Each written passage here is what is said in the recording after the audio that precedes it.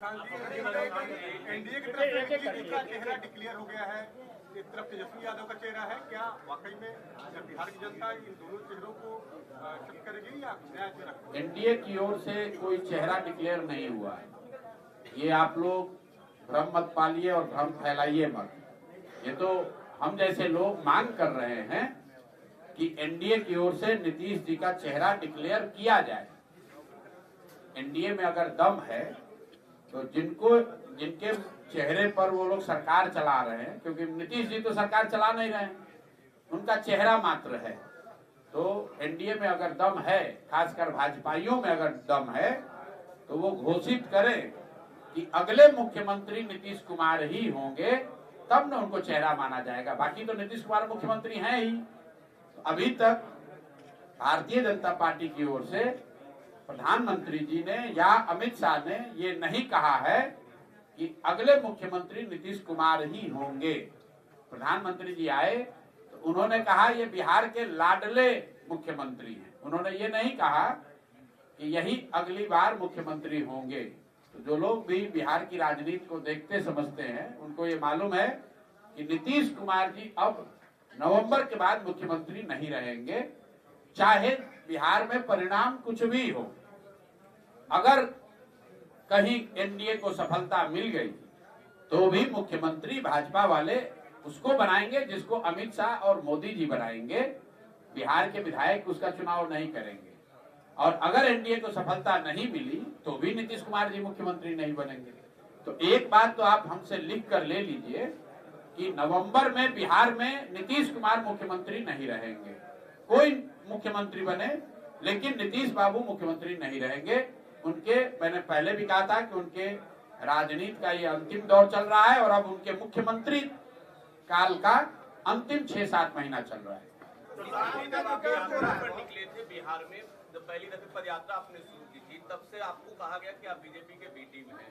इस बीच में जब आपका पदयात्रा समापन हुआ तो कई वीडियो आए, जिसमें एक वीडियो नीतीश कुमार का था। नीतीश कुमार कहते हैं वीडियो में कि पूछिए उनसे कि कौन लाया था जेडीयू में, अमित शाह के कहने पर लाए थे। अब चुनाव की बारी, आप कह रहे नीतीश कुमार मुख्यमंत्री नहीं बनेंगे।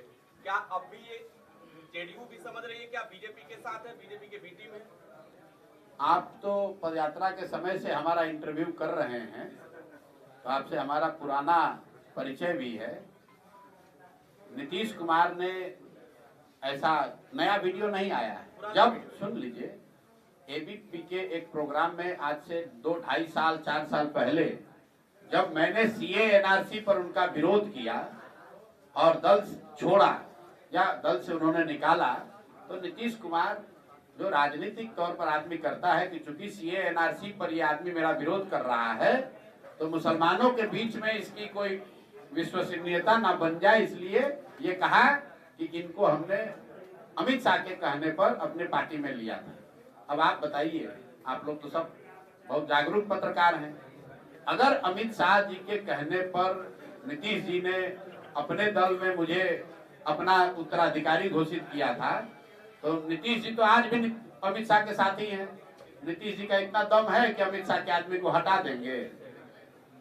नीतीश जी के पास इतना दम है कि जिसको अमित शाह ने, मोदी ने भेजा, उसको हटा देंगे? तो आप तय कर लीजिए कि नीतीश जी सही कह रहे हैं कि गलत कह रहे हैं।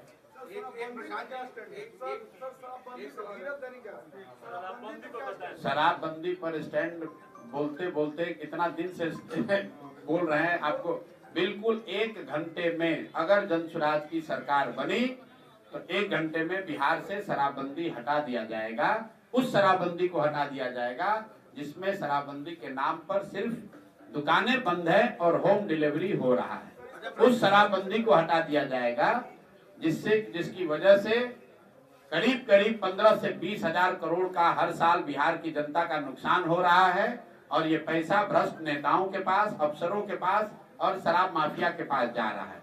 उस शराबबंदी को हटाया जाएगा जिसमें 1.25 लाख से ज्यादा गरीब और वंचित समाज के लोग आज भी जेलों में हैं, ट्रायल फेस कर रहे हैं। और जो बड़े लोग हैं, नीतीश कुमार के सत्ता में बैठे हुए हैं, सत्ता में उनके साथ बैठे हैं, वो खुलेआम शराब का अवैध कारोबार कर रहे हैं। तो इसलिए ऐसी शराबबंदी का कोई फायदा नहीं है जो कि सिर्फ और सिर्फ कागजों में है और जिसका फायदा सिर्फ यहाँ के भ्रष्ट नेताओं को, अफसरों को और शराब माफिया को है, और सारा नुकसान बिहार की जनता का है। जस्टिफाई अभी कर रहे हैं। अच्छा, तो मेरे भाई आप बहुत बड़े विद्वान हैं, नहीं एक बात बताइए कि अगर शराबबंदी से ही किसी का विकास होता तो पूरे दुनिया में बिहार से ज्यादा होशियार लोग कहीं नहीं हैं। जो भाजपाई यहाँ पर, एक मिनट, जो भाजपाई कह रहा है शराबबंदी के पक्ष में है, मान लीजिए, तो उससे जरा पूछिए कि भाई तुम्हारा तो देश में शासन है, तो इतना बढ़िया मिठाई तुम लोग बिहार के आदमी को काहे दे रहे हो? यूपी में भी लागू कर दो, मोदी जी पूरा देश में लागू कर दे शराबबंदी, तब ना। एक मिनट रुकिए, देश का सबसे गरीब और पिछड़ा राज्य है बिहार, और बिहार के लोगों को शराबबंदी से फायदा हो रहा है, ऐसा आप या अगर कोई कह रहा है, दुनिया में तो कहीं कोई प्रमाण है नहीं। जबरदस्ती का, गलती का तो कोई उत्तर है नहीं दुनिया में कहीं, कोई आज से नहीं, करीब करीब पिछले 200 साल में अलग अलग देशों में, अलग अलग राज्यों में शराबबंदी का प्रयोग किया गया है। लेकिन लोगों का ये अनुभव है, एविडेंस है कि इससे पहली बात कि शराबबंदी को लागू करना करीब करीब असंभव है। दूसरी बात कि अगर आप इस तरह का कानून लगाएंगे तो इससे नुकसान है ज्यादा है, फायदा कम है। इसलिए शराब को रेगुलेट करने की जरूरत है कि घर घर खुलवाइए मत। खुलवाया भी किसने था? नीतीश कुमार ने ही खुलवाया था। बिहार में हर गांव में, पंचायत में शराब का ठेका किसने खुलवाया था? नीतीश कुमार। और अभी मान लीजिए कि हम तो इतना ही कह रहे हैं, नीतीश कुमार को छोड़िए, जो भाजपाई हैं उनसे पूछिए, भाई शराबबंदी इतना बढ़िया चीज है, अभी तुम कुंभ का इतना ढुंढोरा पीटे हो, यूपी में लागू करा दो शराबबंदी, हम लोग भी स्वीकार कर लेंगे। इतना बढ़िया मिठाई बिहार के आदमी को काहे दे रहे हो भाई? यूपी के लोगों को भी खिलाओ, मध्य प्रदेश और राजस्थान के लोगों को भी खिलाओ। ऐसा तो कहीं नहीं कहा गया है कि बिहार के लोगों को ही शराबबंदी से फायदा होगा, यूपी को नहीं होगा। अगर फायदा दुनिया में तो यही लगता है कि भाई मिड डे मील तमिलनाडु से शुरू हुआ, उसका फायदा हुआ तो हर राज्य में लागू हुआ, पूरे देश में लागू हुआ। आंगनवाड़ी सेंटर तमिलनाडु से कामराज जी के नेतृत्व में शुरू हुआ, पूरे देश में आंगनवाड़ी सेंटर बनाया गया। अगर बिहार के शराबबंदी से गरीबों का, महिलाओं का फायदा है, तब तो भाजपाई और दोषी हैं कि भाई इतना बड़ा मुरब्बा, इसको तुम देश भर में काहे नहीं बांट रहे हो, बिहार के लिए काहे रखे हो? शराबबंदी का नीतीश कुमार का ये एजेंडा था, उस पर बाकी पार्टियों ने समर्थन किया होगा उस वक्त, तो उसका एक वर्ग जो शराबियों का वर्ग है उनके अगेंस्ट हो गया। और एक चीज, जब किसी चीज पर तस्करी जो बंदी होती है, तो तस्करी जैसे स्मैक चाहे आर्म्स वगैरह जो है, तो उसको तो आप खत्म नहीं कर सकते। स्मैक भी चल रहा है यहाँ पे, तो स्मैक को फ्री कर दिया जाए। मेरे भाई, आपका सवाल है कि ओपिनियन है? ओपिनियन नहीं है, सवाल क्या सवाल है? सवाल पूछिए। बिल्कुल, हम कह रहे हैं शराबबंदी हटा देंगे, आपको अच्छा लगे तो मानिए, ना अच्छा लगे, हम आपका जवाब दे रहे हैं। हम स्पष्ट जवाब दे रहे हैं कि जन स्वराज की सरकार बनी तो 1 घंटे में शराबबंदी हटा दिया जाएगा, पीरियड। और क्या काम करेंगे? सरकार बनती है तो राज्य के उप मुख्यमंत्री हैं, राज्य के उप मुख्यमंत्री हैं वर्तमान में। भाई एक मिनट, आपका काम है सवाल पूछना, मेरा काम है जवाब देना। जरूरी नहीं है कि हम जो कहें उससे आप संतुष्ट हो जाएं। संतुष्ट जनता को होना है। मेरे मत में, जन स्वराज के ओपिनियन में कोई इफ बट किंतु परंतु नहीं है। हम क्लियर है, जन स्वराज की सरकार बनेगी, शराबबंदी को हटा दिया जाएगा, बात खत्म हो गई। आगे बिहार में और क्या करेंगे उसको लेकर जो 5 बातें हम लोग बता रहे हैं कि बिहार को पहला लक्ष्य ये है कि अगले 10 वर्ष में देश के 10 अग्रणी राज्यों में शामिल कराया जाए। और उस दिशा में जो 5 बातें हम लोग बता रहे हैं, पहली बात कि 15 साल से कम उम्र के बच्चों के लिए बेहतर विश्व स्तरीय शिक्षण की व्यवस्था की जाए, ताकि 10-15 साल से कम उम्र का कोई बच्चा आगे चलकर बिहार की व्यवस्था पर बोझ न बने। इसके लिए पूरा ब्लूप्रिंट दिया गया। ये भी मैंने बताया कि जब तक सरकारी व्यवस्था नहीं सुधरेगी, इसको भी ध्यान से सुन लीजिए, जब तक सरकारी स्कूलों की व्यवस्था हम लोग न सुधार पाए, क्योंकि एक दिन में तो सुधरेगा नहीं, 2 साल 4 साल 5 साल 10 साल लग सकता है, तब तक यहाँ के लोगों को, खासकर गरीब जनता को ये सुविधा जन स्वराज की सरकार में होगी कि आप अपने बच्चे को प्राइवेट स्कूल में भेजिए और उसका रिएम्बर्समेंट, फीस का रिएम्बर्समेंट सरकार से लीजिए। दूसरी बात जो हम लोगों ने बताई, जो जन स्वराज का सबसे बड़ा मुद्दा है, वो है पलायन रोकने का, कि 1 साल के अंदर मजबूरी में किया जाने वाला पलायन हर हाल में रोक दिया जाएगा, ताकि 5, 7, 10 हजार रुपए के लिए किसी को अपना घर परिवार छोड़कर बाहर न जाना पड़े। और इसका भी पूरा ब्लूप्रिंट मैंने बताया है कि पलायन रोकने के लिए सबसे पहले पूंजी का पलायन रोका जाएगा। जब पूंजी का पलायन रुकेगा तो बुद्धि का पलायन रुकेगा, और जब पूंजी और पलायन, बुद्धि का पलायन रुकेगा तो श्रम का पलायन अपने आप रुक जाएगा। तीसरी बात जो बताई गई कि जन स्वराज ये चाहता है, हम लोग का ये मानना है कि मनरेगा को कृषि से सीधे तौर पर जोड़ा जाए, ताकि लोग जो खेती करते हैं वो फूड ग्रेन की खेती छोड़कर, खाने वाली खेती छोड़कर कमाने वाली खेती की दिशा में जाएं, और जो लोग भी ये करेंगे उनको मनरेगा के तहत मजदूर फ्री दिए जाए। ये तीसरा एजेंडा है।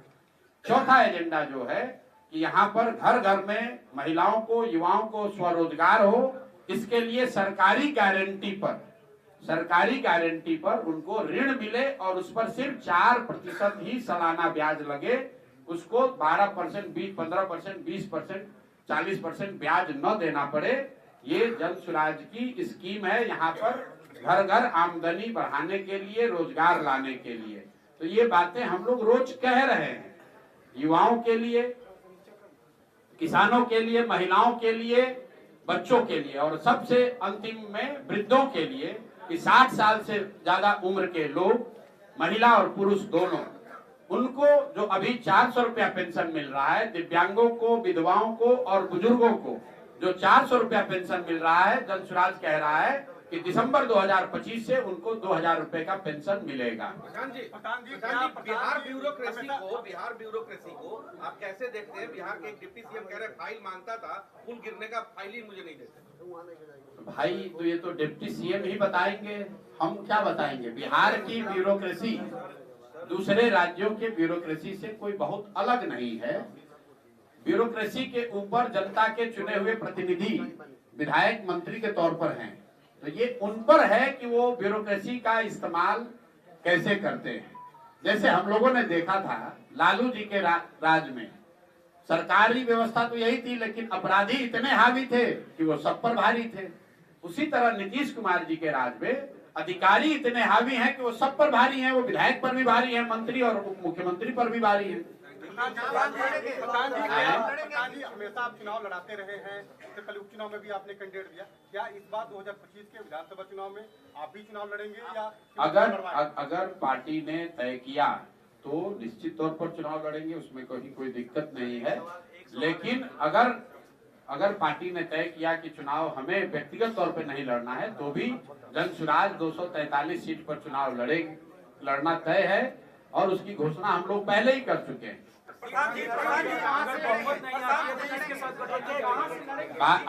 अगर बहुत कहां से लड़ेंगे तो भैया जहां से पार्टी तय करेगी वहां से लड़ेंगे। अभी हमारे नाम से, क्योंकि आप में से कुछ लोगों को पता होगा कि अभी जन स्वराज में आवेदन की प्रक्रिया चल रही है।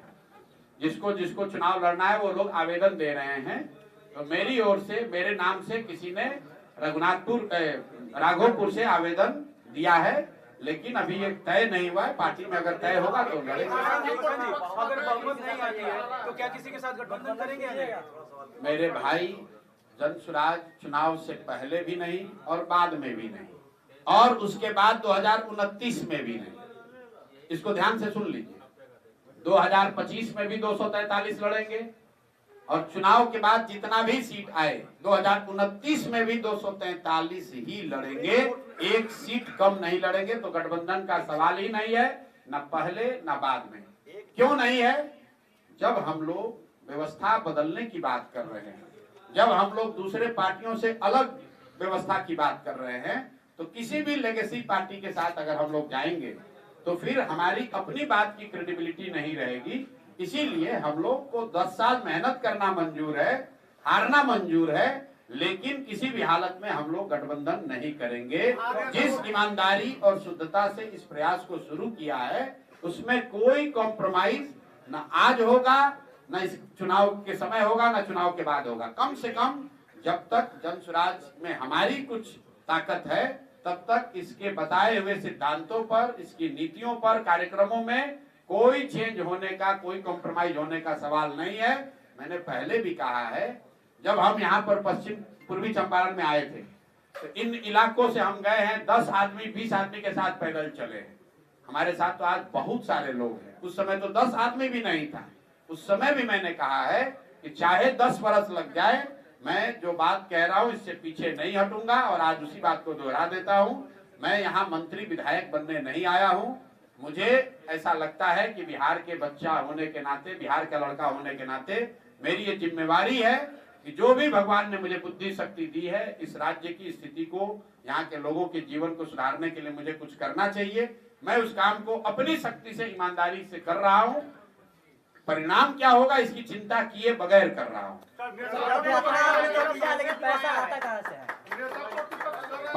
अभी तक 2.5 बरस हो गया, इनको यही नहीं पता चल रहा है कि पैसा आता कहाँ से। पूछते पूछते लोग थक गए, सुनते सुनते लोग थक गए। भाई पैसा कहाँ से आता है? आपको लोग क्या कहते हैं पैसा कहाँ से आएगा? जब पढ़ाई लिखाई करोगे। पैसा इन्वेस्ट कर चुका है। सुनो तो भाई, आप काहे घबराए जा रहे हो? पैसा लक्ष्मी कहाँ से आती है? लक्ष्मी आती है सरस्वती से। अगर आपके पास बुद्धि होगा, सरस्वती की कृपा होगी तो लक्ष्मी आएंगी। तो जो हम काम करते हैं, आप डॉक्टर के पास जाते हैं, डॉक्टर के पास पैसा कहाँ से आता है? वो रोगी देखता है, उसके बदले में उसको पैसा मिलता है।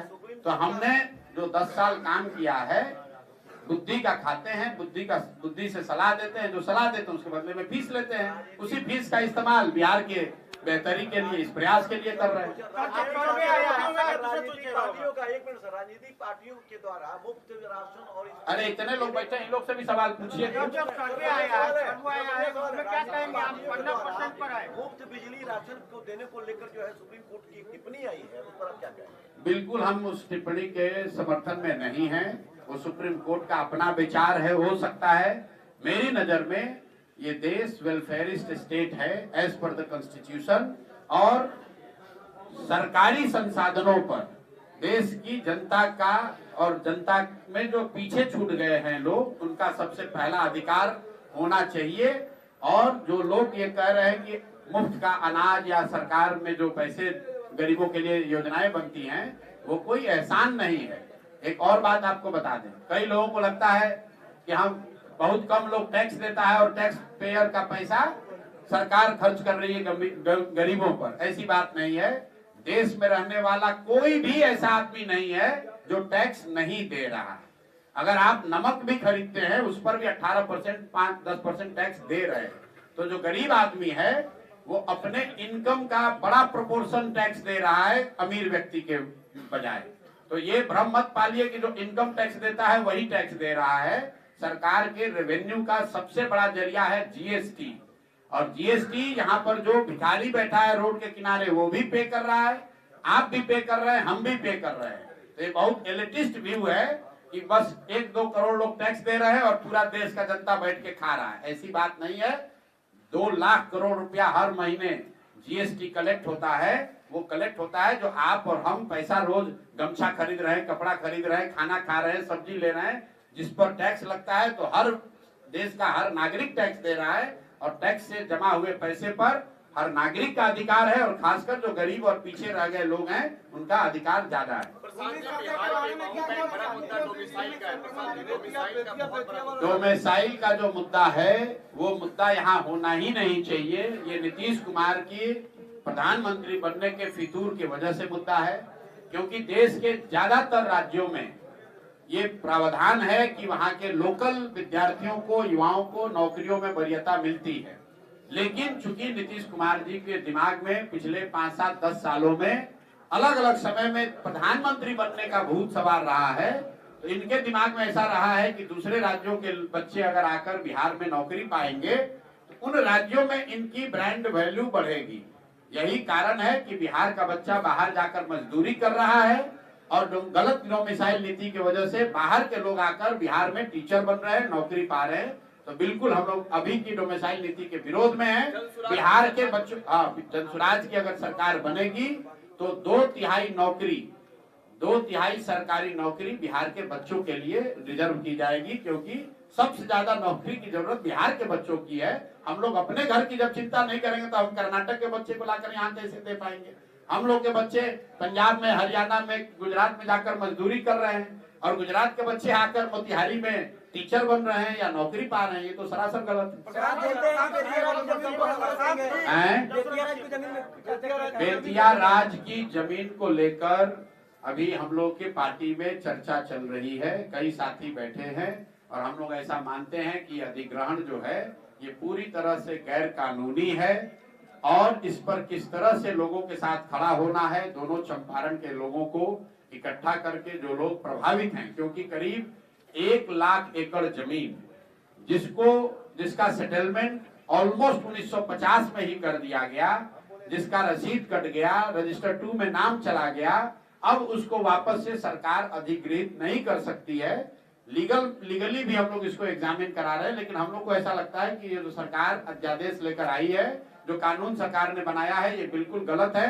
न ये समाज के स्तर पर टिकेगा, न कोर्ट में टिकेगा और जनसुराज अपनी पूरी ताकत से उन लोगों के साथ खड़ा होगा जो इससे प्रभावित है। करीब चंपारण में 50% से ज्यादा लोग, इंक्लूडिंग मोतिहारी में जो लोग बसे हुए हैं, ये सब अब हमारे पास एकदम आंकड़ा नहीं है, लेकिन 50% से ज्यादा लोग इससे प्रभावित हैं और जनसुराज आपके साथ खड़ा है। हम लोग इस पर एक बड़ा कार्यक्रम भी अभी शुरू करने वाले हैं, अप्रैल में चर्चा चल रही है। ये बिल्कुल गलत है, लेकिन ये सिर्फ बेतिया राज की जमीन का मामला नहीं है।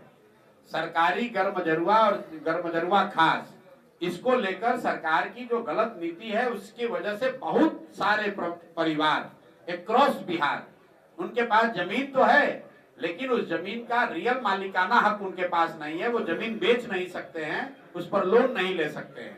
अगर लार्जर परिप्रेक्ष्य में देखें तो जनसुराज कह रहा है कि बिहार में बड़े स्तर पर भूमि सुधार की जरूरत है। अभी आप देख रहे हैं जमीन का सर्वे हो रहा है, घर घर में लड़ाई झगड़ा लगाया जा रहा है, घर में हर घर से 2000, 5000, 10,000, 20,000 की वसूली हो रही है। और ये जो वंशावली बनाने का सरकार ने नियम बनाया, पहले सरपंचों को दिया, फिर अधिकारियों को दिया, अभी सेल्फ डिक्लेरेशन कर दिया है। और कई लोग पैसा लेकर अपने बहन का, अपने फुआ का जो वंशावली गलत बनाकर दे रहे हैं, उनको ये समझ में नहीं आ रहा है कि साल 2 साल के बाद ये सारी जमीन डिस्प्यूटेड हो जाएगी, कोई केस कर देगा। इसलिए यहाँ भूमि सर्वेक्षण रुकना चाहिए, भूमि सुधार होना चाहिए और इस तरह की अधिनियम बनाकर, कानून बनाकर जो पहले से सेटल जमीन है उस पर सरकार कब्जा करना चाहती है, लोगों का जमीन छीनना चाहती है, तो सरासर गलत है। जमीन में सबसे बड़ी लिटिगेंट यहाँ बिहार सरकार ही है।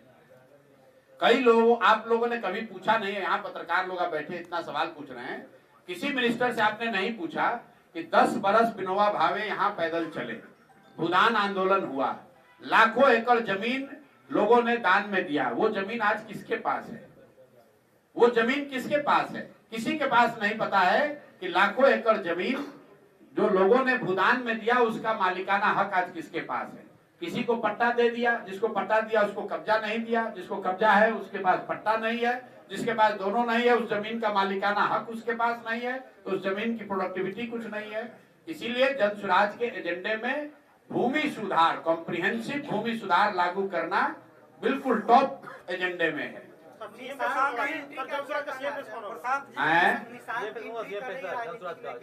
कौन एंट्री कर रहा है? देखिए, जो मेरा अपना एक व्यक्तिगत रूल है,